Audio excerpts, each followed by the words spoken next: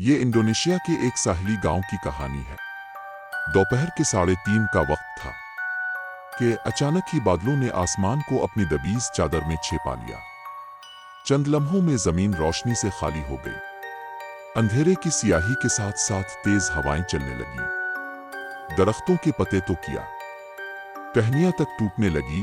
बिजली के खंभे और बड़े बड़े टावर इन तेज हवाओं की ताब ना ला सके और खुश्क पत्तों की तरह यहां वहां गिर गए। कच्चे मकानों की छतें हिलने लगी और खौफ के मारे लोगों के हवास गुम होने लगे। इसी गांव में अली और आलिया नामी दो बहन भाई रहते थे। अली की उम्र 16 साल और आलिया 14 साल की थी। उनके वालिदैन माहीगीरी, मछली पकड़ने के पेशे से वाबस्ता थे और 7 माह पहले एक समंदरी तूफान में दोनों का इंतकाल हो चुका था। वालिदैन की वफात के बाद गांव के लोगों ने उनके साथ बहुत बुरा सलूक किया। मछली के ठेकेदार ने उनके वालिदैन की कुश्ती कब्जे में ले ली। उनके चचा ने घर का कीमती सामान हथिया लिया और आज इसने अली और आलिया को उनके घर से निकाल कर कत्ल करने का मंसूबा बना लिया था। तूफान के वक्त अली और आलिया समंदर के किनारे खुराक की तलाश में मारे मारे फिर रहे थे। तूफान की वजह से चंद मछलियां पानी की लहरों के साथ रेत पर आ गईं और दोनों ने उनको उठाकर घर की रा ली। जोरों की भूख ने उनको तूफान के खौफ से आजाद कर रखा था। दोनों ने शेर होकर मछलियों से अपनी भूख मिटाई तो इस वक्त तक तूफान का जोर भी टूट चुका था। अब रात के 9 बजे का वक्त था। गांव के लोग अल्लाह ताला से अपने अपने गुनाहों की मुआफी मांग रहे थे और अल्लाह ने उनकी तौबा कबूल कर ली थी। हवाएं जिस तरह अचानक नमूदार हुईं इसी तरह बंद हो गई थी। लोगों ने अल्लाह का शुक्र अदा किया। ऐसे में एक घर में बाप बेटों का झगड़ा चल रहा था। बेटों का इसरार था कि अली और आलिया के घर पर कब्जा करने का ख्याल छोड़कर उनकी मदद करनी चाहिए, लेकिन उनका बाप और माँ अपने ख्याल को तर्क न करने पर बजिद थे। हवाओं के तूफान के वक्त तो उन्होंने इस काम से तौबा कर ली थी, मगर जूं ही तूफान खत्म हुआ उनकी नियतों का फतूर फिर से लूट आया। उन्होंने अपने तीनों बेटों को एक कमरे में बंद कर दिया ताकि वो उनके मंसूबे में हाइल ना हो सकें। चाचा और चची का प्रोग्राम था कि रात 12 बजे के करीब अली और आलिया को रस्सियों से बांधकर समंदर में फेंक देंगे। लोगों को बताया जाएगा कि दोनों बहन भाई शहर भाग गए हैं। मछली खाने के बाद अली और आलिया पर गहरी नींद तारी हो गई। उन्हें वक्त गुजरने का कोई एहसास न था। रात के 12 बजे दो साए चुपके से उनके घर में दाखिल हुए। उन्होंने रूमाल सुंघा कर दोनों को बेहोश किया और एक रेड़ी में लिटाकर समंदर की ली। दोनों बहन भाई आने वाले खतरे से बेहोशी में पड़े थे। समंदर करीब आ गया था। दोनों साए जो उनके चचा और चची थे, उन्होंने अली और आलिया को अपनी रेड़ी से नीचे उतारा और कंधों पर उठाकर समंदर में दाखिल हो गए।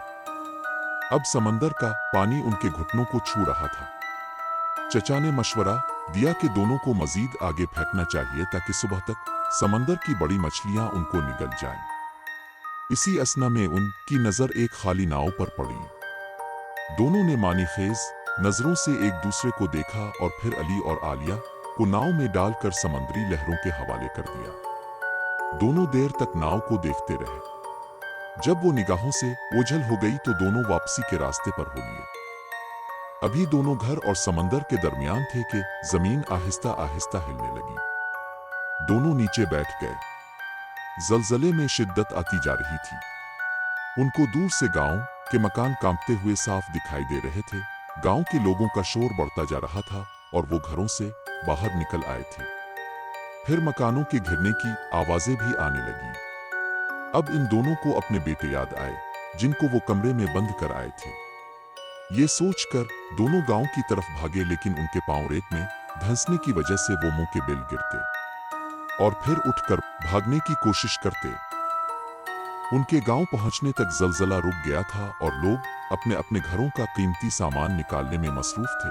अली और आलिया के चाचा का घर बुरी तरह तबाह हो गया था।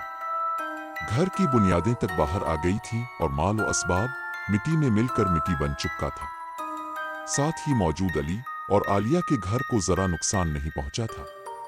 चाचा और चची ने घर पहुंचते ही पागलों की तरह अपने बच्चों को पुकारना शुरू कर दिया, मगर कोई आवाज न आई। सूरज निकला तो नौजवान बच्चों की खून में लथपथ लाशें, दोनों के यतीमों पर किए गए जुल्म और सितम की सारी दास्तान सुना रही थी। लाशें देखकर दोनों माँ बाप अपना दिमागी तवाजुन खो बैठे और भागते हुए समंदर में कूदकर मछलियों की ग़िज़ा बने। इसी रात गांव का ठेकेदार अली और आलिया के कब्जे मिली हुई कुश्ती से मछलियां निकाल रहा था। 3 समंदरी डाकुओं ने मौका देखकर इस पर हमला कर दिया और सारी मछलियां निकालने के बाद ठेकेदार के पास मौजूद रकम भी लूट ली। डाकुओं ने इसी पर बस नहीं की, बल्कि ठेकेदार को कत्ल करके इसकी लाश को समंदर में फेंक दिया और कुश्ती को समंदर में छोड़ गए। ये कुश्ती समंदरी लहरों के जरिए तैरती हुई गांव के साहिल के करीब आ पहुंची। उधर अली और आलिया बेहोशी के बाद बेदार हुए तो अपने आप को नाव में बंधा देखकर हैरान रह गए। अली आहिस्ता आहिस्ता खिसक कर आलिया के करीब हुआ और इसकी रस्सी को दांतों से काटना शुरू कर दिया। काफी देर के बाद रस्सी कट गई। रस्सी के कटते ही आलिया ने अली को बंदिशों से आजाद किया। सुबह सादिक के वक्त समंदरी हवाओं ने अपना रुख बदल दिया और उनकी बेहोशी टूटने तक हवाएं उन्हें फिर गांव के करीब ले आई। वापस आकर अली और आलिया गांव की हालत देखकर हैरान रह गए। उनके दोनों बड़े दुश्मन तबाह और बर्बाद होकर अपने अंजाम को पहुंच चुके थे और गांव के बाकी लोगों ने भी इबरत हासिल कर ली थी। अपनी कुश्ती मिलने के बाद दोनों बहन भाई मेहनत करने लगे। कुछ सालों बाद आलिया की शादी शहर से आए हुए एक अमीर सौदागर से हो गई।